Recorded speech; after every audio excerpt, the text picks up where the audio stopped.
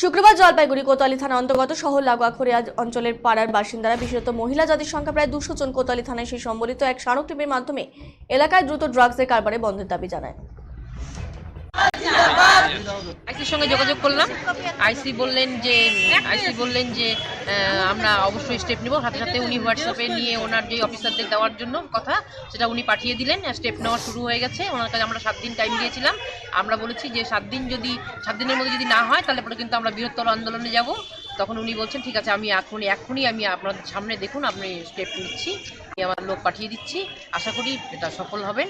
আর যদি পরবর্তীতে যদি উনি থাকবেন না বললেন, আমি ট্রান্সফার হয়ে যাচ্ছি, পরবর্তীতে যে অফিসার আসবেন তা ওনার নাম্বার আমাদেরকে দিয়ে দিলেন, ওনার সঙ্গে যোগাযোগ করতে বললেন। আমরা আশা করছি ওনার কথাতে যেটুকু আশ্বস্ত হলাম, তাতে বুঝতে পারলাম যে উনি আমাদের কাজটা করা শুরু করে আজকের থেকেই শুরু করে দিলেন। আগামীতে আমরা দেখি কত দূর হয়।